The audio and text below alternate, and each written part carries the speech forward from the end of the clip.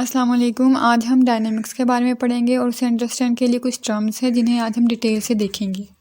पिछले कुछ लेक्चर्स में हमने काइनेमेटिक्स पढ़ी है। काइनेमेटिक्स में हम मोशन को स्टडी करते हैं लेकिन हम उसके कॉजेज़ को स्टडी नहीं करते। लेकिन एक्चुअल में हमने अगर मोशन या फिर चेंज इन मोशन को स्टडी करना है तो उसके लिए उसके कॉजेज़ को अंडरस्टैंड करना बहुत इंपॉर्टेंट है। इसके लिए हमारे पास डायनामिक्स मौजूद है। डायनामिक्स मैकेनिक्स की एक ऐसी ब्रांच है जो ऑब्जेक्ट्स की मोशन को और उस मोशन की वजह क्या है उसके काज को एक्सप्लोर करती है। आज हम मोमेंटम, फोर्स, इनर्शिया और उनका आपस में क्या रिलेशन है वो सब कुछ पढ़ेंगे।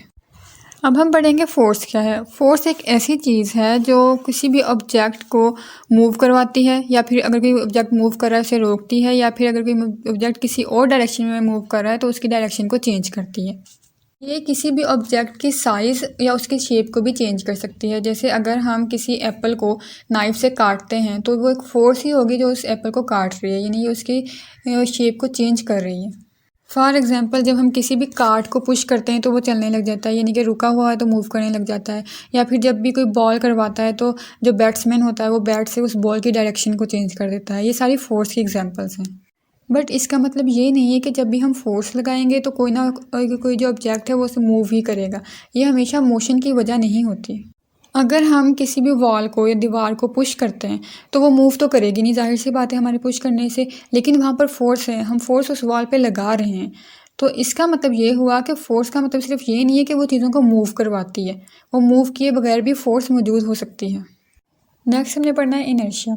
इनर्शिया किसी भी मैटर की वो प्रॉपर्टी है जो उसकी स्टेट की चेंज में रेजिस्ट करती है। यानी कि अगर कोई ऑब्जेक्ट जो है वो रेस्ट पर है, ठीक है, अगर हम उसे मूव करवाने की कोशिश करेंगे ना तो वो जो इनर्शिया है वो उसमें रेजिस्ट करेगी, यानी कि वो उसे रोकेगी मूव करने से। और या फिर अगर कोई ऑब्जेक्ट मूव कर रहा है और हम उसे स्टॉप करने की कोशिश करेंगे तो इनर्शिया जो है वो उसे स्टॉप होने से रोकेगी।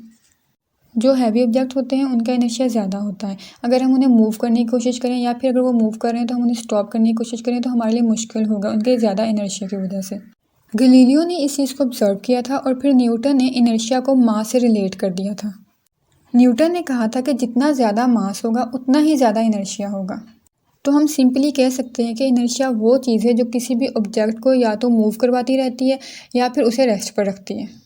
नेक्स्ट मोमेंटम के बारे में पढ़ेंगे। मोमेंटम एक ऐसी चीज़ है या फिर ऐसी क्वांटिटी ऑफ मोशन है जो किसी भी बॉडी में उसकी मास और वेलोसिटी की वजह से होती है।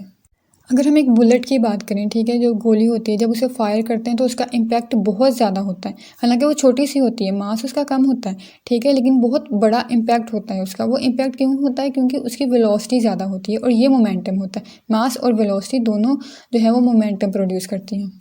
लेकिन अगर हम एक बहुत बड़े ट्रक को देखें, ठीक है, जो लोड किया हो, उसमें चीज़ें हों, तो उसका तो मास बहुत ज़्यादा होता है, लेकिन स्पीड अगर बहुत कम भी हो, स्लो स्पीड पर भी वो बहुत बड़ा इम्पैक्ट रखता है। क्यों? क्योंकि उसका मास बेशक ज़्यादा है, स्पीड कम है, लेकिन मास ज़्यादा होने की वजह से उसका मोमेंटम ज़्यादा है।